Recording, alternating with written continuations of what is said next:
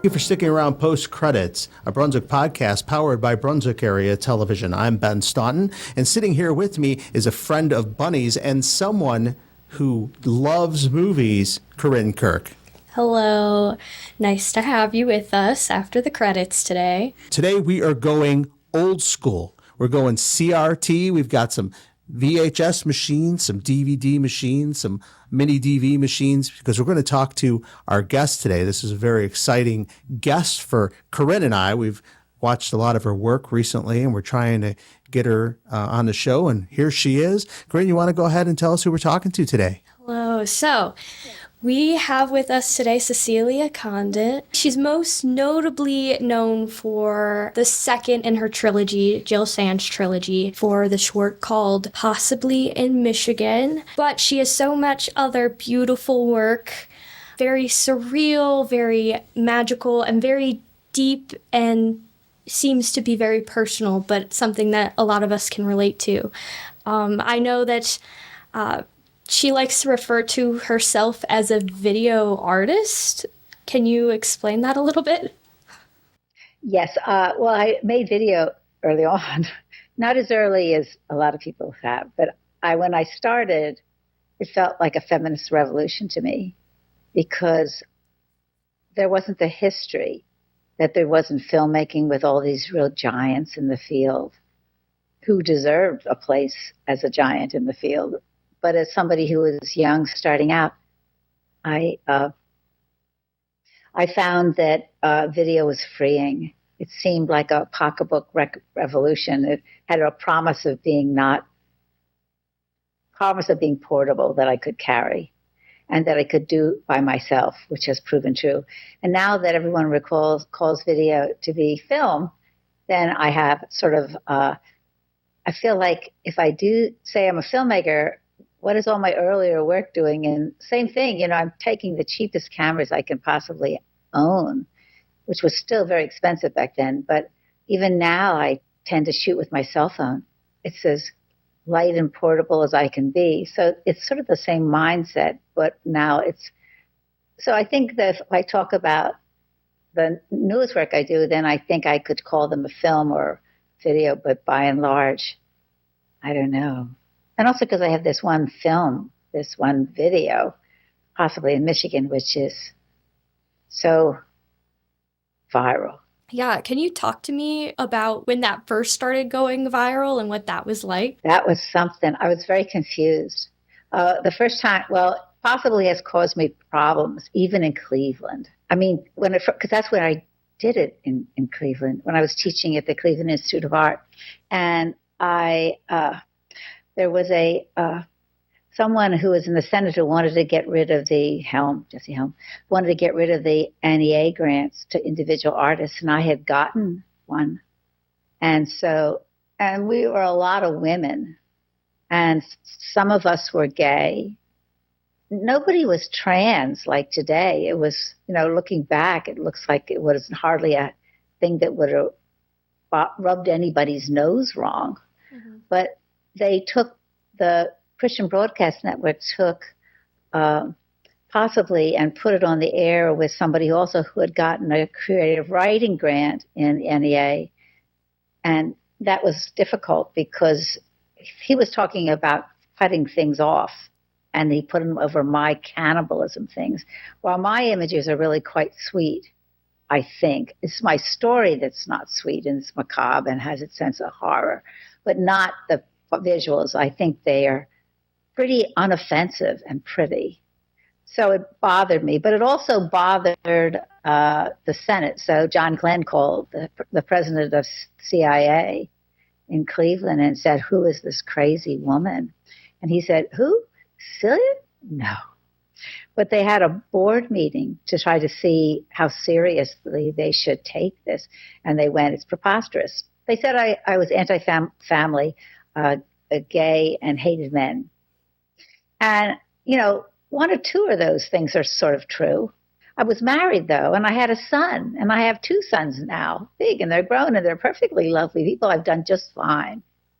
So whatever it was that he said I was a lie. And that was something for me to realize, and possibly scared me after that for a few years, and also made it harder for me to talk about my feelings about men, which I had a lot of feelings about. And it wasn't just men, it was about patriarchy. And I didn't have the words for it back then. I didn't even, feminism was obviously around, but it wasn't like I was doing a feminist piece. This was not a political piece. It was a piece because of all the horror that I had had in the hands of men, or my friends had, or my sister had. And I was sort of responding to my own living through a war zone and trying to come out the other side and have children and a real job and not worry about who I would meet on the subway or who I would date. Simple things that I don't know seem to follow me around. Yeah, I'm sorry, that sounds so rough that you're putting in your emotional experience into this art and then you get all of that discourse surrounding it that you were not expecting. Not expecting at all. In fact, it startled me because it was just me trying to speak as honestly as I could about that love should not cost an arm and a leg. And as far as I could see from my experiences, that it indeed did sometime. So something I was thinking about is, since we have you here, and I kind of alluded to the fact we were using old technology, and the one of the reasons, and you had said that you were using lower quality cameras for the time and everything. It was what was it was norm. still expensive. Yeah. Though. I had them. No. And so if we do a little bit of a rewind, before you're possibly in Michigan, you came out with a video in 1981. That video, when I watched it the first time, I'll just be honest, I didn't understand it. I didn't grasp what was going on. Then I had done some research on the internet and found out about your experience in Pennsylvania. I don't know if you want to talk about that when explaining what Beneath the Skin is about.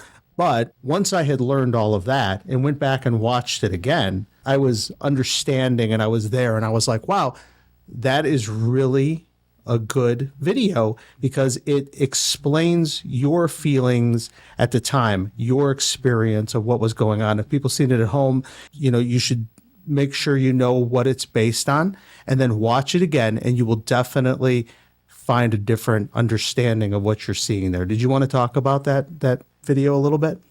Sure. Well, it was the first video where I was in control of the camera. Before I tried to, when I was teaching at the University of South Dakota, there was a young man there who was going to help me shoot, but honestly, he just wanted to do the piece himself.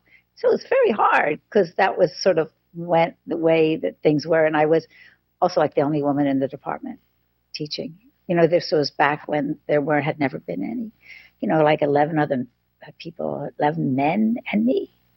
But I went to South Dakota because I started getting afraid. And I figured it was about as far as I could possibly go, where it would do him no good to visit me. And so I went to a place that was about as far away as I could go in America. I wanted the job. I flew myself in there, even though they didn't really want me. They wanted 3 other men who were being interviewed.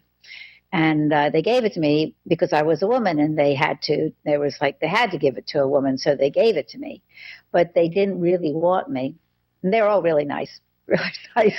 I really had a very nice time there and they were very sweet to me, but it isn't as though everything I did there was a shock because it all seemed so good. I could do nothing wrong. So all of a sudden my classes were all full, and they hired somebody that actually had an ability to teach a little bit.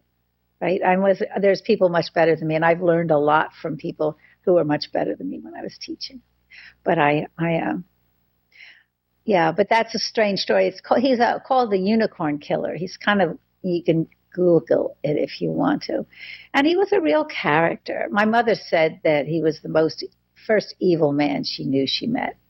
I don't know why, for some reason. She who was so psychic, I don't know what got into my head that didn't run, but I didn't.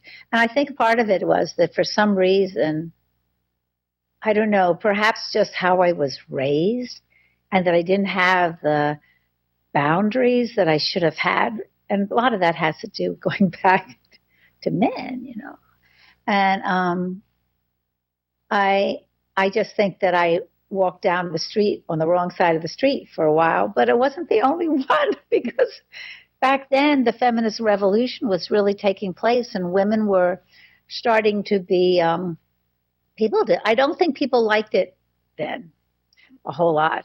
And so there was just too many people that I friends with who got brutally raped. And that gave me a bad taste in my mouth, because I didn't think the men were responsible at all. So when with this man, Ira, I think I call him, I don't know what I call him in the piece. I wanted to lie a little bit. So I didn't just tell the whole story as though it was something that anybody could tell, with a little imagination, as opposed to a story that ran over me. I mean, I think when people get murdered or disappear, that it's a kick in the gut that's very, very hard to get over. I think that's why there's, in Chile, there's all these mothers of disappeared that are still there, because they lost their boys. Mm-hmm. And they never really get over it. And there's things that I think in my life that you don't really get over. But what it did to me, the murder of this woman, Holly Maddox, was that it made me feel separated from the rest of the world. So I would walk down the street or go to a party and I would look at everybody and I'd say, why is it that I know people or have met people, or friends of mine have met people that have been so cruel? And I felt like I didn't fit into anywhere. So then I just talked about it. I went to a party, and there was this one guy who was a writer there who wrote for an LA paper. He was talking about real-life stories, and he wanted everyone to go around the room and tell one of the most outrageous stories that was real. So I was the last person in the circle. We were sitting around this coffee table, and everyone told stories, and I must say they were some good stories, because people's lives certainly are filled with such good stories. But I knew that I had a story. Like in the beginning of the piece, I say, oh, I was at a party, and this one guy from LA said, let's all go around and tell stories, as though like this guy must have been really psychic, because I knew that I had a story. Now, everybody had a story like me, but that is not true, because the woman who had the cannibal story, which is not me, I met her, and she says, I got a story that's better than yours. We could compete easily, and I'll win. And I hadn't decided to make it about cannibalism. I hadn't even thought about it. And then she said, well, it's about cannibalism. The last guy I dated, I was going to go see him in Colorado, and she saw on the Plain Dealer. Is that right? Is this the Cleveland paper? Yes, Cleveland Plain Dealer, yep. Plain Dealer. That he was a cannibal and had eaten 6 women before her. So then I thought, well, I'm just this person who really I think that things have been brutal for me and for friends and my sister, but that really, honestly, this is all part of the same language that is. And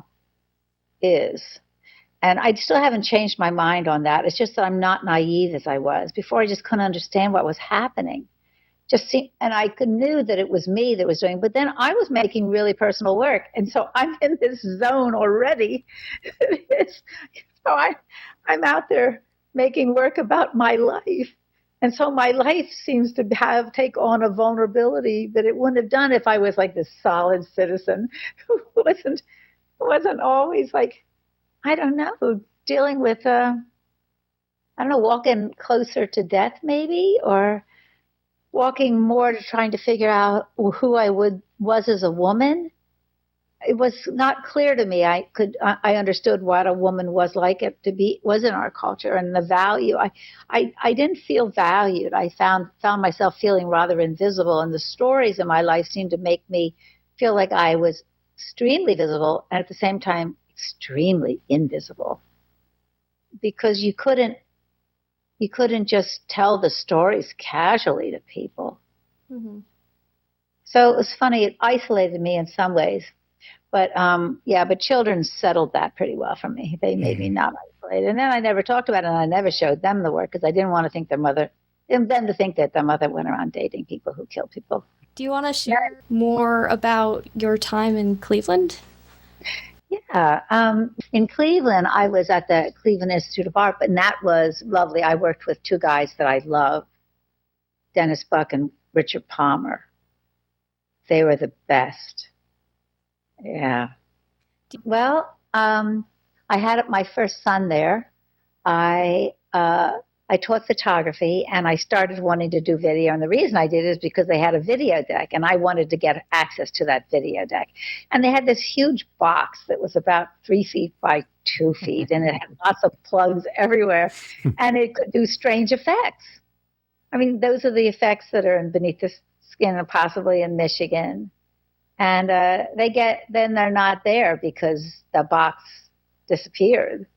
And I left town, and I asked them to send it to me, which was very nice of them, but they didn't send me how to set it up again. And let me tell you, this was something that would have been absolutely 100% impossible for me to do. And video was so new, whoever put it together must have been the technician from the factory. And I don't know why they had it, but I loved that.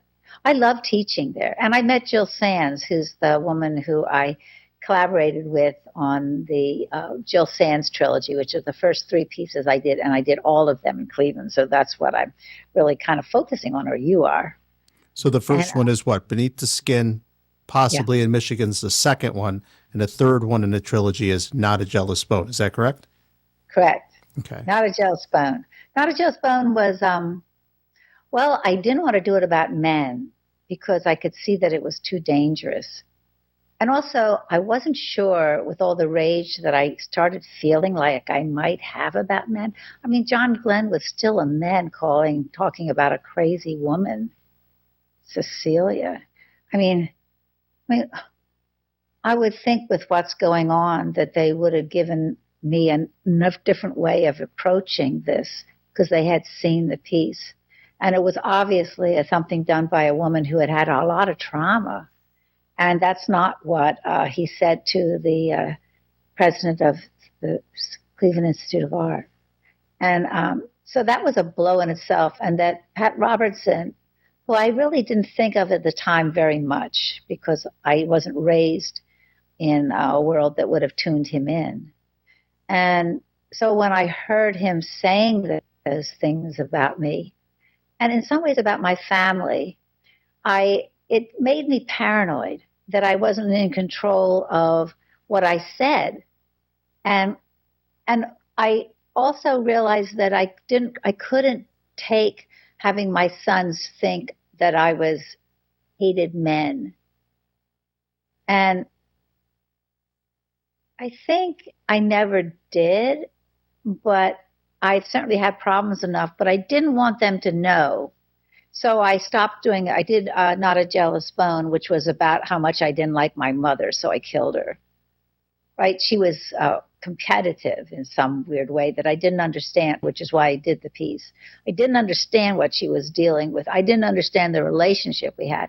And even though I was in my 30s, I still didn't understand what was going on. These things plague you for life, I think.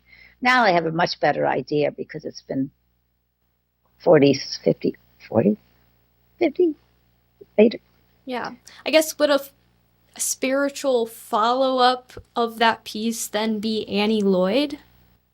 Yes, that was a few years later. In fact, then there was a period when I had my two sons that I really just had a job, and I was director of the graduate program. And teaching film it is easier to teach photography where you walk in and you sum things up pretty easily. But this time-based thing is really taxing to teach. And but it was lovely. I had a great time. But I also I was starting to get a sense once I did Annie Lloyd. I like Annie Lloyd. I do. I mean, I don't show it very often. When I'm talking or showing places, because it's not like the other work that I did. It's a singular piece that I did as a tribute. But I think I'm going to do a tribute to my friend Jill Sands, who's the one who's the long, beautiful, long, dark-haired woman in the piece. And because she died this year. Oh, I'm and sorry to hear that. Oh, yeah, it was a terrible shock to me. It was. And I also want to thank here, too, because in Not a Jealous Bone, Stephen Vogel did the music for that. If my mother could see me now, she wouldn't know me anyhow. What Karen Skladany did, and Alice Malloy did the song G.I. Joe for Beneath the Skin. Talk to us about Barbie and Ken, Ken a friend. And then Karen did the music for Possibly in Michigan, and also wrote the Animal Cannibal song. Is he following? I bite at the hand that feeds me, slap at the face that eats me. Some kind of animal cannibal made impressions on me. I switched to talking about cannibalism. It was, yeah. I was already so tired. Possibly it was hard to do because I was talking about things I didn't understand. Like when you think about talking to make a piece about feminists, you already know the language. But I didn't know the language then. It was just all gut instinct. And we were just three young women who were really trying to put something together that maybe meant something. Yeah, and I didn't know what, and I was at the helm, and I didn't know what I was doing. I couldn't have known what I was doing. I couldn't go and say, I'm going to do a piece about cannibalism.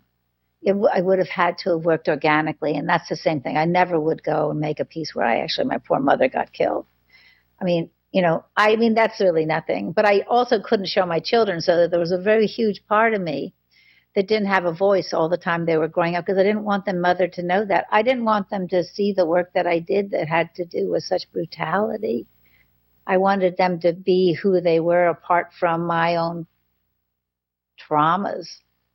So I waited till I had a show, and it was a retrospective on all my work, and I told them they had to go. I wasn't thinking. They're all in college or grad school. So I didn't think. But anyway, one of them sat down and said, Mom, if I didn't know you better, I think Beneath the Skin was real. And then I went, oh, I guess this is the moment. Again, this is the moment I've always waited for, right? So I went, yeah, well, it's true. And my other son had been seeing Possibly in Michigan, and they said, Mom, who are you? And so then they both talked about it, and Skylar said, Mom's story's real. So I think they went out. I think they got very drunk. They never drink. They're like very reasonable human beings. I mean, they drink maybe, but they don't drink in excess. And I think the next day they slept for hours. And then they got down to the kitchen table and said, Mom, we have got to talk. So then they started, but I wasn't who they thought I was. That's how serious my work is. And now that I'm older, and we were sort of like, between us three, we were sort of like meandering around this subject. Now that I'm older, and I can look back at all this brutality that really did follow me around rather relentlessly. And I think it's because I was so vulnerable, because I was always making work about my life.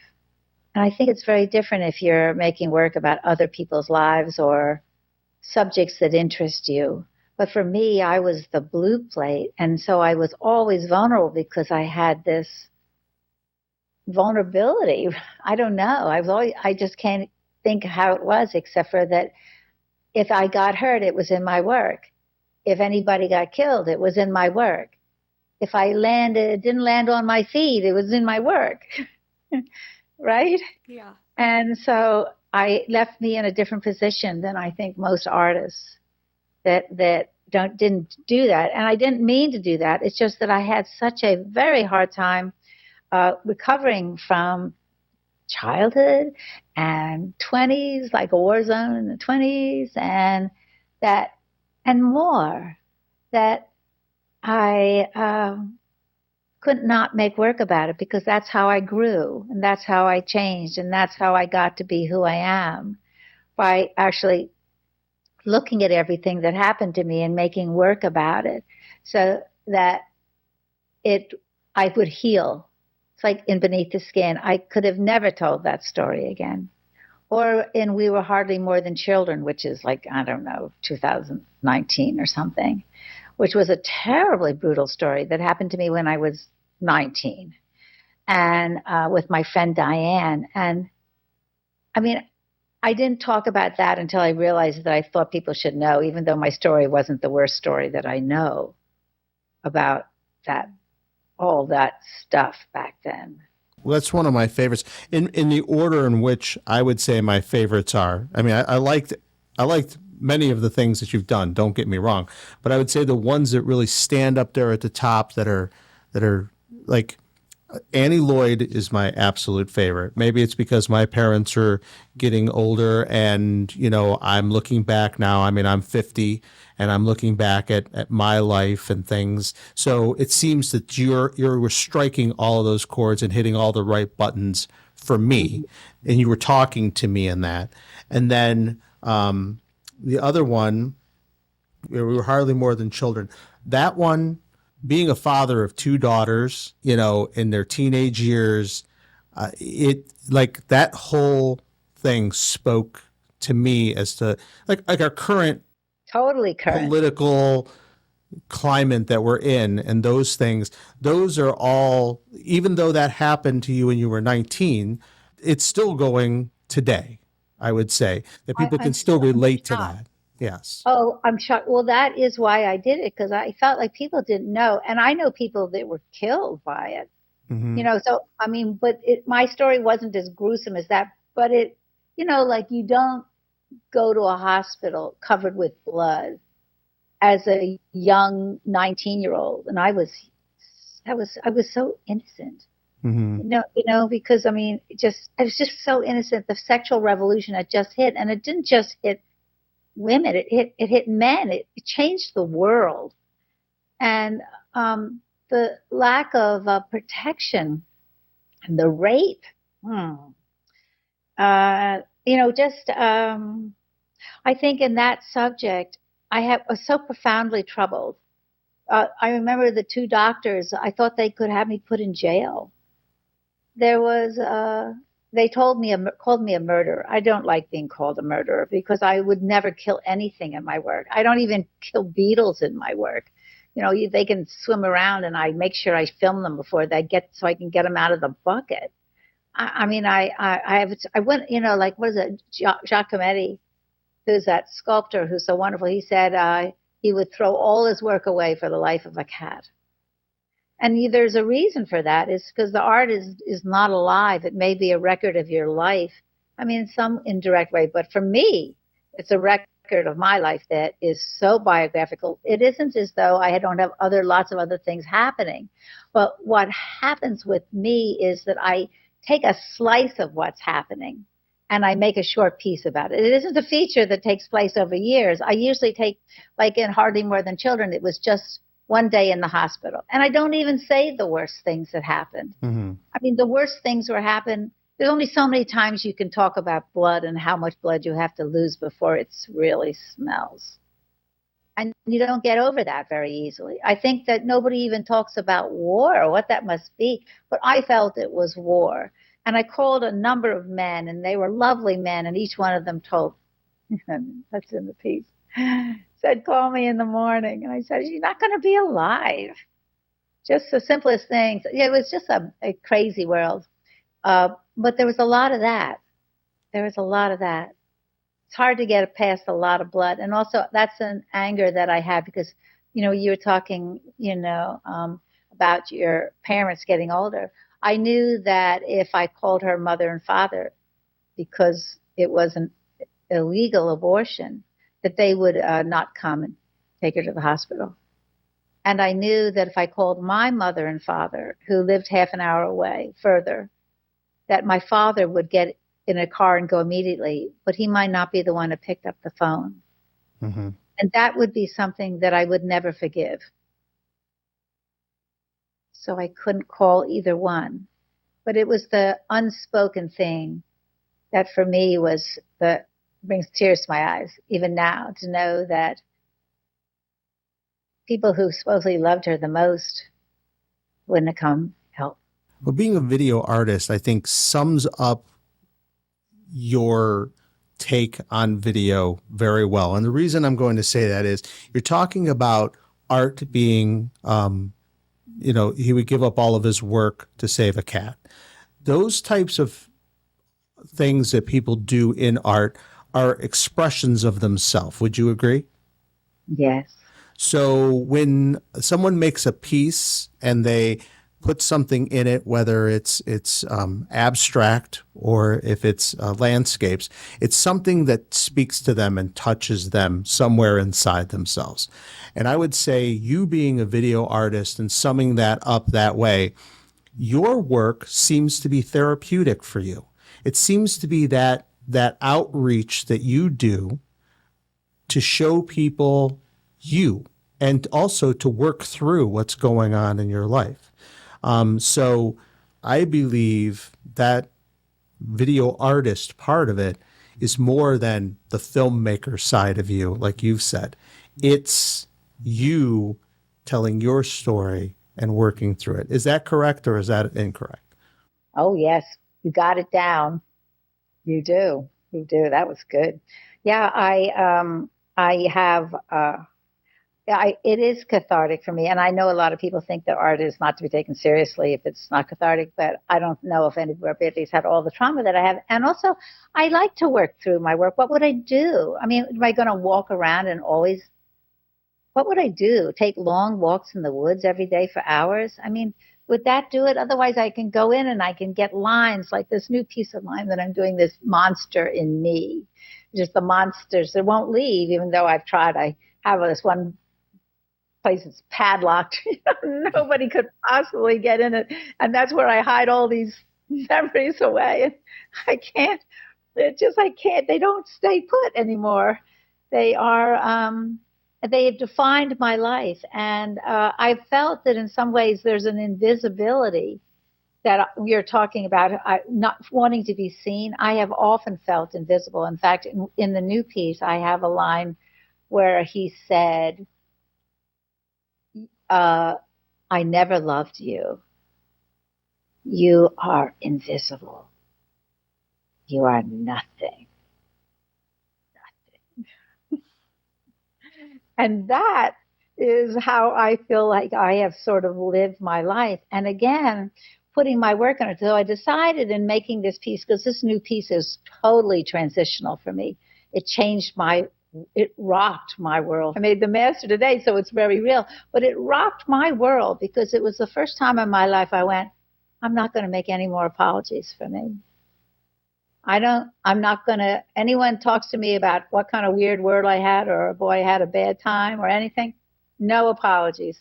No apologies from now on about anything in my life. So this is Monster in Me. It's by way of my owning all the monsters in me. And I have about 4 or 5 that like sort of archetypal monsters, but they're pretty brutal. So I have simple lines like it harps back to possibly a little bit where I say one line that things I like. Why is it that some people feel entitled to other people's bodies? Which I like. And then I say, I met the monster.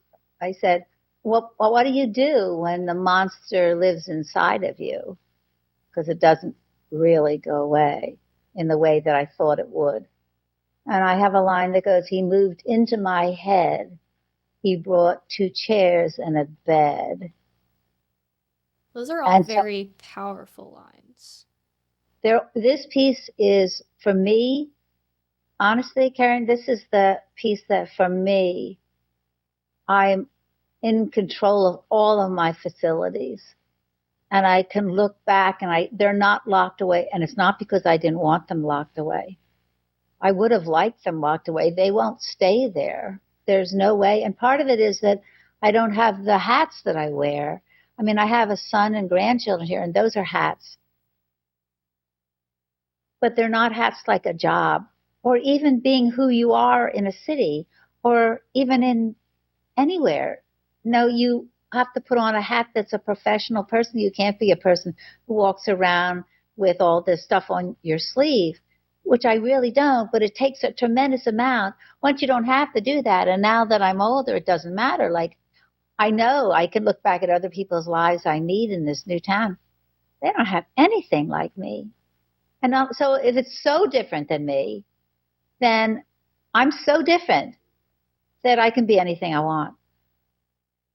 It's very freeing. So I got to finish this line, Karen. It's just like I said. He brought chairs and a bed, and and he said, and he painted the floors and locked all the doors, and said, I have never loved you. You're invisible. You are nothing. Nothing. So, but in the beginning, I have this line that explains what it is that really bad men can do to women who are vulnerable people. You know, this is the toxic dudes in the world. But there's a rather powerful patriarchy in the world that has never disappeared, ever. You know, it seems like there's maybe just a flash. But I say, I didn't know I knew he was sad, but I didn't know he'd get so mad. Which is just a small thing, but it isn't like women are foolish. They get treated really well, you know, a little sad. You can emphasize you kind of have a need to love, right? Mm-hmm. There's just things. So this piece has it. I have other lines like I say, what else did I say? I have this doll's head, and somebody ate her arms, and then one of the other ate her legs and took another, right? Ate her body, and like some lover, right? I mean, like there's just simple things that I just say, and but I think in this particular piece, I don't know, this one, it's just, I feel like the monsters, okay, I'm just gonna have to stop there because I went down a channel that I don't prepare to go. So I have this one person who's a perfectly lovely guy who's playing in the grass, and the whole thing takes place in the grass in this field because that's near me and I don't have a set. And so it's beautiful. And also the landscape matters to me. And at the end, I touch a tree and it's like an epiphany because I have talked so much about such brutality. Like I see a guy with a knife and he's wearing all plaids, like this guy who had this huge kitchen knife and he had plaid jacket. We lost you for a second, but we heard you talking. I know. I lost you. I lost you too. What was talking about? You said he had a big kitchen knife and he had on a plaid jacket, and that's where we lost you right after that. Oh yeah, that was a good place to lose me. Well, it was an experience I had, and he was wearing a plaid jacket. This guy in the piece, and I cast the guy. He was a lovely looking guy, he's tall and skinny, and wouldn't hurt a fly.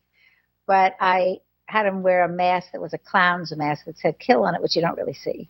But he has this knife, and it was a story that I could never, if I saw a lineup, I could not find his face because all I saw was his plaid tie and plaid shirt and plaid jacket and plaid pants, plaid socks, and plaid shoes with this huge knife. So I put that in there as though there was a number of different monsters that I felt like I wanted to address, all of which had a real serious impact on my world. I mean, he may be a lovely guy in some weird way that has 3 children that love him. But for me, he was a monster. And yeah, so I have this one guy who's really lovely, and he's a friend, and he was the assistant in the piece. I just had him run in the fields, and he's a really nice person who wore a skirt, was wearing what he wore that day. Then I have my nephew who's a werewolf, and he's a very terrifying werewolf. You have to have known werewolves to be a terrifying werewolf. I guess that also is a bit interesting in the way that your early work, you were nervous to show your kids, and now in your latest piece, your family is participating in it with you. Oh, no, don't go there. That's not true. No. He doesn't live in town. Okay. He lives where I used to live in Philadelphia, where I grew up. And some of his monsters are the monsters that I grew up with too, Yeah. even though the nephew. So those are different monsters than my sons that don't have monsters like that. They actually kind of do, but they're not like everybody has their monsters. You just can't get around it. But mine have been mostly men. But I don't think that either of my sons, they don't have anything at the same level. I mean, their mother, they hardly knew who I was. They thought that I just made everything easier for them. And I did. I think what Corinne was They don't, alluding to is I think she thought they were involved in helping you in the production. yes, but that was not my immediate family. Oh, My okay. Okay. it was not like my immediate family are sons, Mm-hmm. right? And my family of sisters and nephews and people like that are all people that would have known my traumas intimately. We would have some of the same traumas, but for some reason I managed to make it so my sons did not carry on the trauma that I had had. So even now, when I'm working on it, I tell them I'm done. Are they going to see it? Probably, They probably will. They'll go to some screening I have somewhere because why not? Mm-hmm. And they'll see it with a bunch of work. But it doesn't seem like a sensible thing. They don't need to have a mother this is not me apologizing for who I am. I want you to know this. Mm-hmm. It's me being very practical about who I am because I am who I am. And I have a history that's something. And not only that, it's documented in my work. And so I have, and also I can't make apologies for it anymore. I can't. And I decided to not make apologies for any of my things I did when I was a child, because how can you? Mm-hmm. I can't make apologies for anything that happened when I was a young woman because reality was hard and it was brutal. And I can't make anything like all the time I was raising children because I was so busy. So there's no apologies that I can really make. And now that I'm older, there's no way I'm going to apologize for being an older woman who's an artist talking about things that looking back. There's not the time to start apologizing for me ever again. I've apologized for being me so much in my life that it stopped me from being it. And I don't have those breaks anymore. Well, talking about you being you, why don't you tell us? Now, I know that a lot of people say their work is like, their kids or their animals. They can't have a favorite. But in terms of which one do you think probably encapsulates your vibe the most, or the one that you were the most pleased with, or you watched multiple times and said, this one here, this is the crown jewel? Which one would you say is that for you? Well, I think that possibly in Michigan was so raw. I was making it not knowing I was making what I was making. I had such anger and such hurt and such shame. And I hadn't thought about the patriarchy. I hadn't even crossed my mind that what I'm talking about is nobody has a right to eat my arms and legs off, ever, or rape anybody, or kill anybody. You just don't have a right. It's just not a right. So I was processing things. That's probably I like Annie Lloyd because it's about my mom, and I really like the monster in me. I really like this piece. This piece is, it's just that I did it in just 6 months, which I never do. Maybe 7, March. I started in March and then just started. And I never wrote any of my script down. I talk almost all the time. And I didn't write it down. I used my memo on my cell phone. I shot it on my cell phone. And so I didn't even make a script. I just woke up in the middle of the night and recorded my voice saying the lines. And the next when I get up in the morning, I put it in the piece and see if it works. And that's what I did. So it was a different kind of spontaneity that had to do with dreams. And I didn't have to worry about who I was. Once I realized I'm not making apologies for me.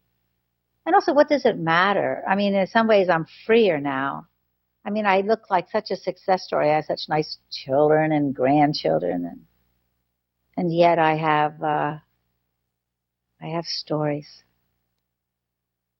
So that one's your latest one. Is that one also available on your website? Because they're available. Some of your work is available on YouTube, but if somebody goes to your website, they can watch your whole body of work, correct? Yes, I have. I haven't put anything up yet, but I will by the time this is aired. Okay, yeah, because And I we're ahead of this, everybody. So if you're Yeah, if you're yeah, watching this, it was still being done, but now that you're watching it, it is done. So I'm excited to see it as well. Do you want to give people your website so they can go and check out your body of work and learn some more about you that we didn't touch on today? Well, www.ceciliacondit.com/ and also I'm on YouTube. I have everything on YouTube. I think just about.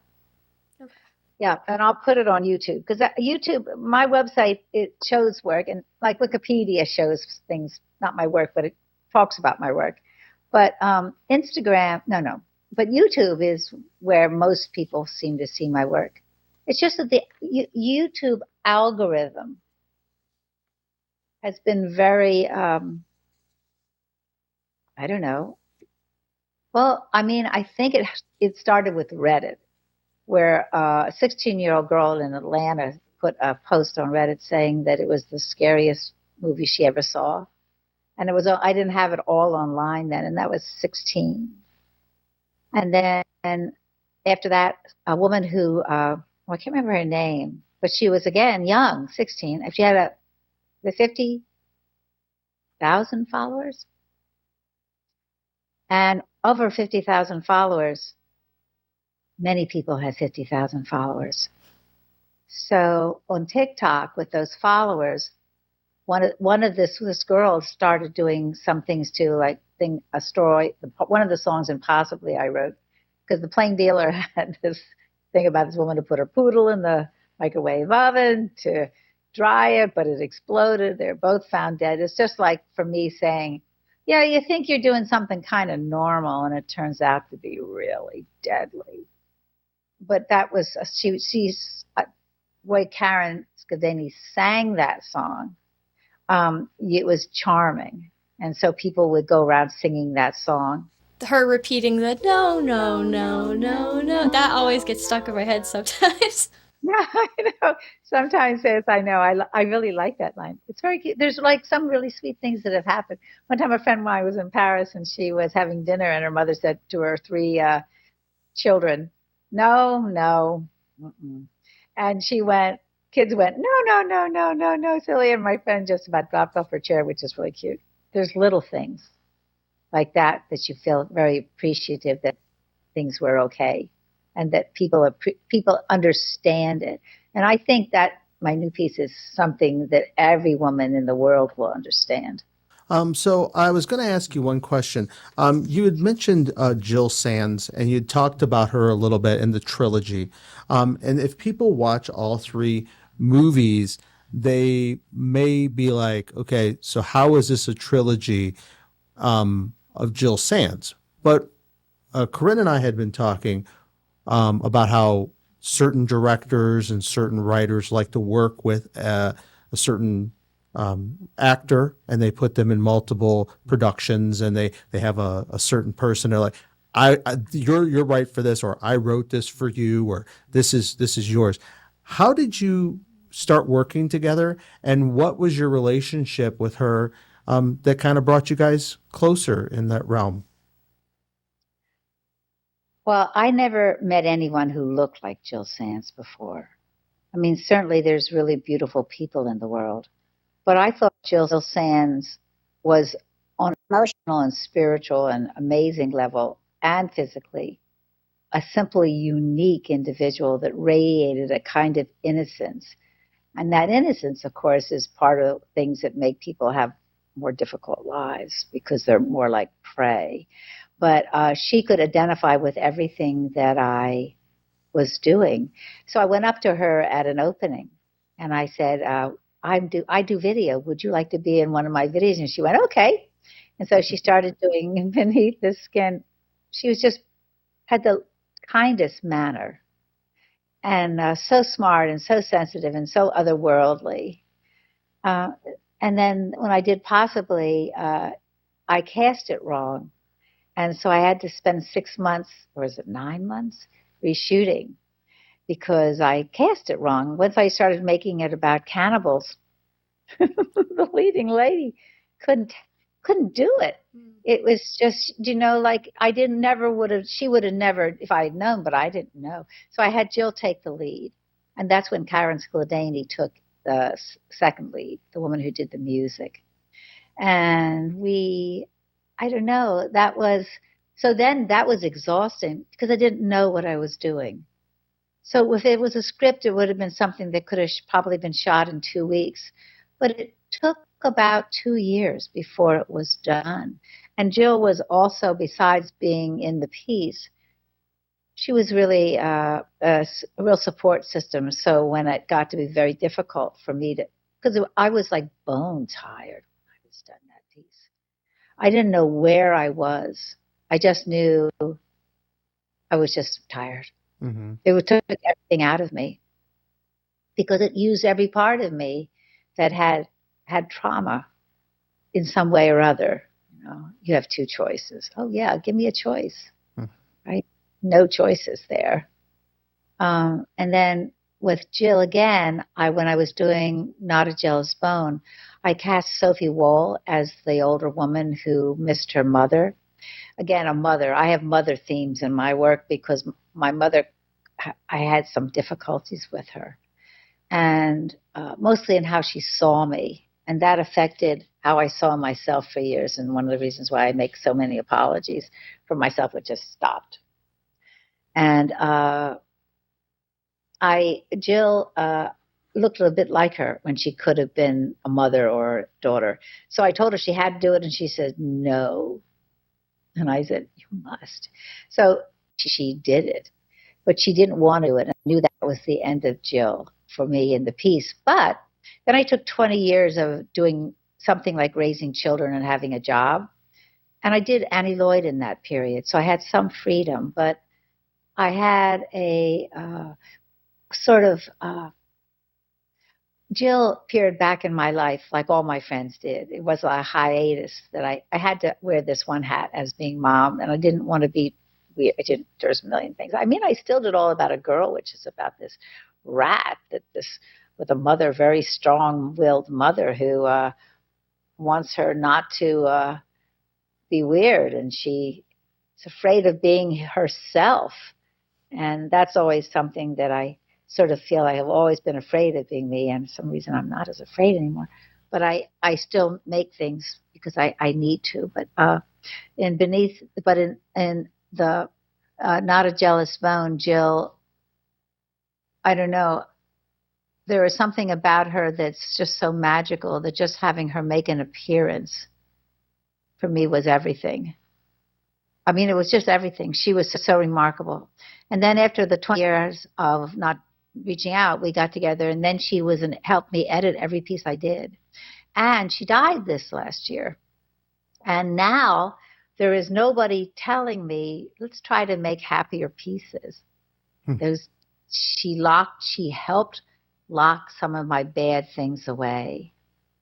And now she's gone. There's no one to stop me from, because I don't have a choice, going back into those things that have happened to me, because she's gone, and she was my dearest, dearest, dearest in the world.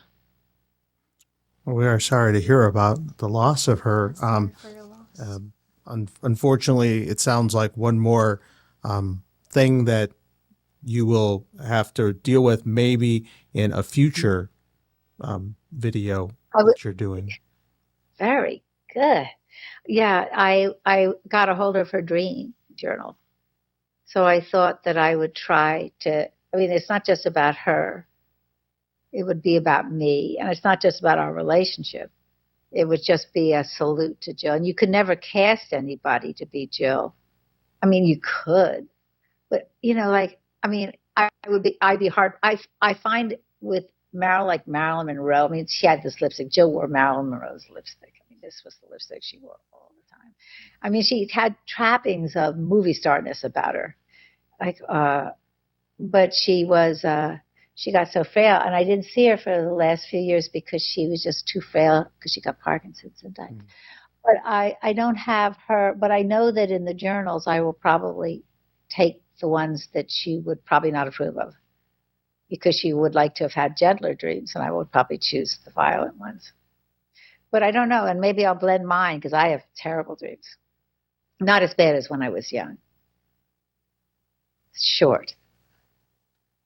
Well, it seems like people will be able to learn a little bit more about her and maybe some of your dreams and such in future productions of yours. I'm kind of looking forward to keeping my finger on the pulse of your website and YouTube channel so we can see what's on the horizon. Maybe someday we'll be able to do a follow-up interview with you and talk about those things that are still out there on the horizon. But I think we're going to have to say bye to you today, but we're glad you called in and all the way from Minnesota, which, is a far away for all of this data to be coming to us here in Brunswick, Ohio. But we're glad that you spent your time with us and spent your time in Ohio and, influenced some people here in their filmmaking and their careers. Is there anything else you'd like to share with us today before we let you go?